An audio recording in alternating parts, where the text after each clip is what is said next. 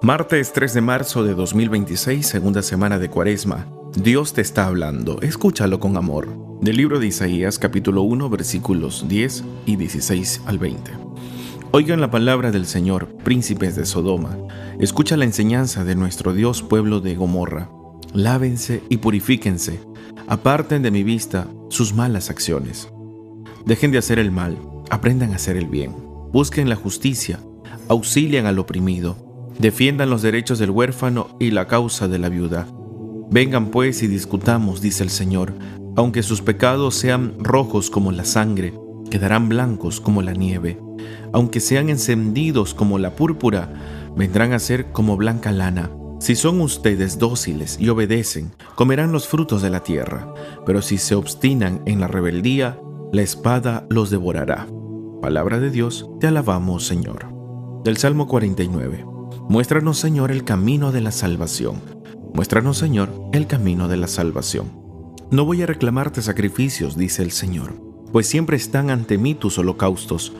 Pero ya no aceptaré un becerro de tu casa, ni cabritos de tus rebaños. Muéstranos, Señor, el camino de la salvación. ¿Por qué citas mis preceptos y hablas a toda hora de mi pacto, tú que detestas la obediencia y echas en saco roto mis mandatos? Muéstranos, Señor, el camino de la salvación. ¿Tú haces esto y yo tengo que callarme? ¿Crees acaso que yo soy como tú? No, yo te reprenderé y te echaré en cara tus pecados. Quien las gracias me da, ese me honra, y yo salvaré al que cumpla mi voluntad. Muéstranos, Señor, el camino de la salvación. Del Evangelio según San Mateo, capítulo 23, versículos del 1 al 12. En aquel tiempo Jesús dijo a las multitudes y a sus discípulos: En la cátedra de Moisés se han sentado los escribas y fariseos. Hagan pues todo lo que les digan, pero no imiten sus obras, porque dicen una cosa y hacen otra. Hacen fardos muy pesados y difíciles de llevar y los echan sobre las espaldas de los hombres, pero ellos ni con el dedo los quieren mover. Todo lo hacen para que los vea la gente. Ensanchan las filacterias y las franjas del manto. Les agrada ocupar los primeros lugares en los banquetes y los asientos de honor en las sinagogas. Les gusta que los saluden en las plazas y que la gente los llame maestros. Ustedes, en cambio, no dejen que los llamen maestros, porque no tienen más que un maestro y todos ustedes son hermanos. A ningún hombre sobre la tierra lo llamen padre, porque el Padre de ustedes es solo el Padre Celestial. No se dejen llamar guías, porque el guía de ustedes es solamente Cristo. Que el mayor de entre ustedes sea su servidor, porque el que se enaltece será humillado y el que se humilla será enaltecido. Palabra del Señor, gloria a ti, Señor Jesús. Queridos hermanos, pidámosle a Dios que nos envíe su Santo Espíritu para que nos ilumine y así podamos entender su santa palabra y la pongamos en práctica. En el libro de Isaías hemos escuchado que dice: vengan pues y discutamos, dice el Señor. ¿Qué significa esta palabra discutamos? ¿Qué significa en el hebreo razonar, dialogar, entrar en juicio? Esto no es una discusión emocional, que lo podemos malentender. Es una invitación a un juicio misericordioso. Dios está diciendo: no huyan de mí, vengan, hablemos, revisemos la vida. Es impresionante, el Dios ofendido no destruye primero, sino que invita al diálogo porque no quiere la destrucción del pecador, quiere que se salve. Entonces, queridos hermanos, esto es como un padre que dice: siéntate, conversemos lo que estás haciendo. Es un juicio, pero un juicio para salvar. Luego dice: aunque tus pecados sean rojos como la sangre o como la grana, dicen también. Esto significa que este color intenso, que no se quita fácilmente si ensucia una prenda blanca, por ejemplo, simboliza que el pecado es profundo, que es difícil de borrar, pero no es imposible. La imagen es poderosa. Lo rojo sería lo culpable, evidente, y lo blanco que se puede transformar es la pureza, que Dios nos transforma en eso. Así que esto nos invita a acercarnos a Dios. Dios dice: yo no te estoy juzgando. No importa el pecado que hayas hecho, si tú estás arrepentido y luchas por no volverlo a hacer. Yo te puedo purificar, te puedo limpiar, te puedo salvar. Ahora déjate. Eso dice el Señor. A veces el demonio nos ataca con un pensamiento diciendo: no, Dios, ¿cómo va a perdonar esto que hice? Si estás arrepentido y luchas por no volverlo a hacer, Dios te puede perdonar todo pecado. Y luego dice en la misma Biblia, ¿no?, que a veces también puede confundir. El único pecado que Dios no puede perdonar es irse contra el Espíritu Santo, la blasfemia contra el Espíritu Santo. ¿Pero qué significa eso? No creer en Dios. Es decir, no te puede perdonar porque tú no te vas a acercar, porque no confías, no crees. Pero a los que en algo ya creemos, va nuestra fe aumentando poco a poco, ya hemos conocido de Dios, ya estamos en este camino. Hoy te dice, yo no te juzgo, no importa el pecado que hayas cometido, solo acércate y lucha por no volverlo a hacer. Luego dice, si se obstinan en la rebeldía, es decir, si no quieren cambiar de vida, la espada los devorará. Aquí no es una amenaza caprichosa. El lenguaje profético, la espada simboliza las consecuencias del pecado, la ruina que provoca el mismo pecado. Es decir, si ustedes insisten en apartarse de Dios, en no cambiar de vida, no se van a salvar. Es decir, se destruyen ustedes mismos. Dios no manda la espada por placer. Esto es consecuencia del pecado. Luego en el Salmo 49 es interesante la palabra que dice, yo te reprenderé. ¿Crees que soy como tú? Yo te reprenderé y te echaré en cara tus pecados. Llama un poco la atención. Esto no significa que Dios es vengativo. En el lenguaje bíblico, reprender significa poner en evidencia, desenmascarar, sacar a la luz la incoherencia. Esto es un acto pedagógico. Dios denuncia la hipocresía. Hablan del pacto, del amor a los mandamientos, a la ley, pero no la obedecen, solamente hablan, pero no la cumplen. Es exactamente lo mismo que Isaías y lo mismo que Jesús reclama en el Evangelio. No hagan las cosas por cumplir, no sea vacío, no hagan por la apariencia, sino transformen su corazón en realidad. Pensemos, a veces caemos en eso. ¿Qué cosas aún nos falta cambiar? Y pedirle hoy al Señor, Señor, ayúdame a ir alejándome de estos pecados, de estos vicios que me hacen daño a mí y a los que me rodean. Luego en el Evangelio de Mateo dice, hagan lo que dicen, pero no imiten sus obras. ¿A quién se está refiriendo? Los fariseos enseñaban, pero no actuaban. Es decir, había la hipocresía, ¿no?, de que dicen, pero no cumplen lo que ellos dicen a los demás. Es decir, predicar sobre el perdón, pero andar con odio para los demás. Podemos caer en eso también todos nosotros. Predicamos bonito, hablamos del perdón, que sé que perdonar, pero pregúntate tú, ¿tienes a alguien que hasta ahora no perdonas? Eso es entonces la hipocresía, porque hablamos de que sí hay que perdonar, pero nosotros no lo practicamos. Luego, hablar de humildad, pero buscar reconocimiento. Defender la vida, pero maltratar al prójimo. Exigir algo moral, pero tener una doble vida. Engañar. Esto hoy Jesús nos reclama. No sean así, nos dice Señor. Luego habla sobre los fardos pesados. ¿Qué significa? A veces también puede llamar la atención esto.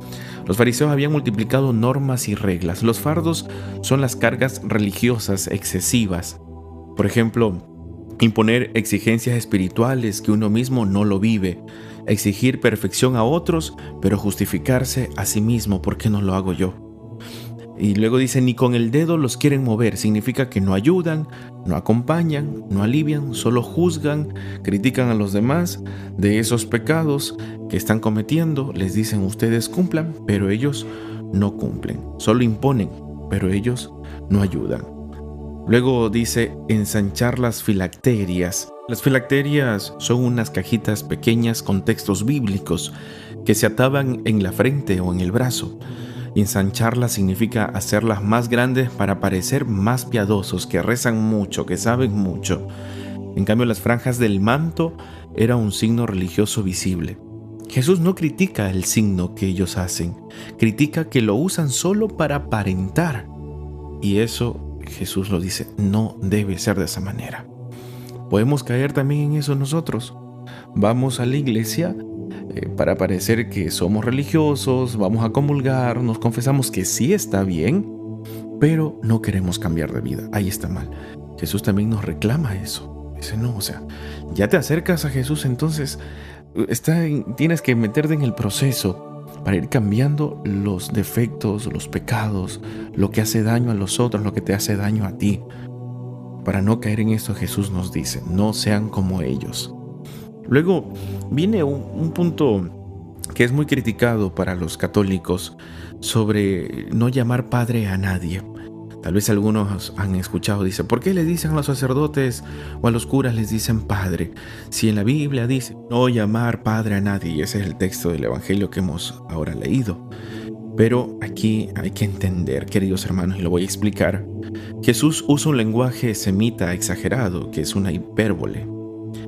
Porque si lo tomamos literal, entonces tampoco deberíamos decir padre a nuestro papá biológico, a quien le decimos papá o padre.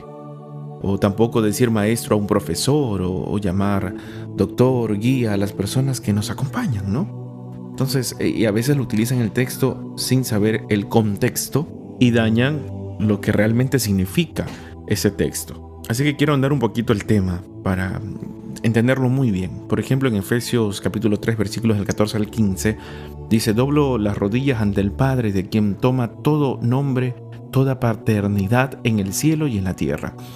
Toda paternidad auténtica procede de Dios. Si existe paternidad biológica y espiritual, es porque Dios la comunica.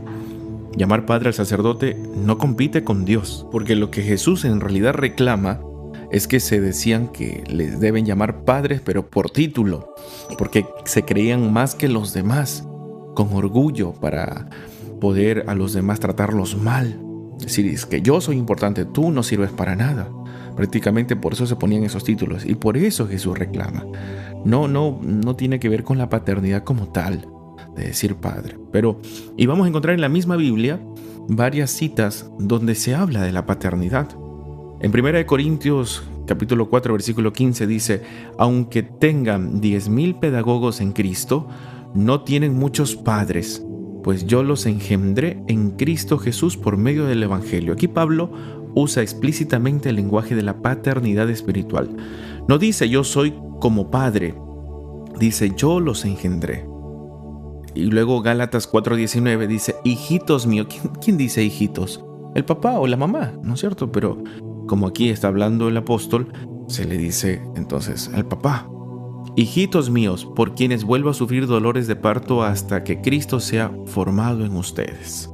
Este lenguaje claramente es paternal y maternal espiritual. Luego en 1 Tesalonicenses 2:11 dice, saben que a cada uno de ustedes los exhortábamos y animábamos como padres a hijos. Entonces, queridos hermanos, aquí están los textos que en la misma Biblia está.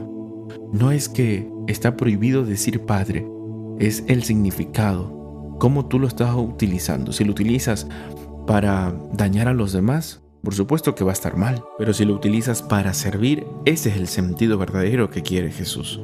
Luego en el Evangelio de Lucas 16:24, incluso se dice el padre Abraham. Jesús mismo pone en labios del rico la expresión padre Abraham.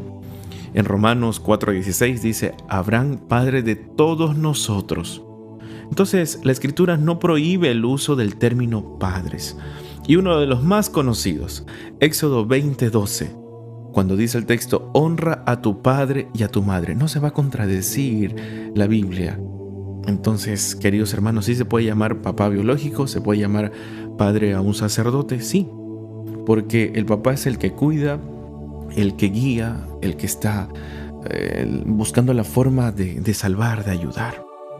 Entonces, si Mateo 23 fuera absolutamente literal, tampoco podríamos llamar papá al padre biológico. Luego Jesús habla de no llamar guías, es decir, no se coloquen en lugar de Cristo. Cristo es el único maestro en sentido absoluto, no hay nada fuera de él. Que alguien se crea como Dios, que se crea lo único, ahí viene el problema. Los demás somos instrumentos. Entonces la gran enseñanza de estas lecturas que hemos escuchado es el reclamo de Jesús sobre la incoherencia religiosa. Dios no quiere apariencia sin justicia, no quiere títulos sin servicio. Él no quiere nada de asistir a la parte pastoral, a los sacramentos sin conversión. O sea, todo tiene un sentido para ir convirtiendo nuestro corazón. Él nos pide humildad, coherencia, obediencia, servicio, el amor, el perdón, la misericordia, la generosidad. Preguntémonos si después de encontrarnos con Jesús estamos viviendo todas estas cosas que Jesús nos pide. Estamos siendo coherentes cada vez que vamos a misa, lo ponemos en práctica todo lo que escuchamos de la palabra del Señor o no, sino para pedirle hoy al Señor que nos ayude. Decirle: Señor, tú que nos invitas a dialogar contigo y no a huir de tu presencia, purifica nuestros corazones de toda hipocresía. Señor, hoy te entregamos todos nuestros pecados, algunos que han sido muy fuertes, algunos que han sido mortales. Te pedimos que nos vayas limpiando, que nos des la gracia de acercarnos a ti por medio del sacramento de la confesión y que tú nos sanes, Señor, que tú nos purifiques, que quedemos blancos como el algodón, como la nieve. No permitas que hablemos de ti sin vivir tu voluntad. Haznos humildes servidores, que tengamos coherencia con nuestra vida, que no busquemos títulos para aplastar a los demás, sino que busquemos la santidad del servicio, que no impongamos cargas, sino que ayudemos a llevarlas. Lávanos de nuestros pecados, Señor, y enséñanos el verdadero camino de la salvación. Si luchamos por todo esto, alcanzaremos la vida eterna. No te olvides de orar, de escuchar la palabra de Dios, de rezar el Santo Rosario y de amar a Dios y al prójimo, comenzando con tu familia. El Señor esté con ustedes. El Señor los bendiga y los guarde. Amén. Haga brillar su rostro sobre ustedes y les conceda su favor. Amén. Vuelva su mirada a ustedes y les conceda la paz. Amén. Y la bendición de Dios Todopoderoso, Padre, Hijo y Espíritu Santo descienda sobre ustedes y permanezca siempre. Amén. Paz y bien.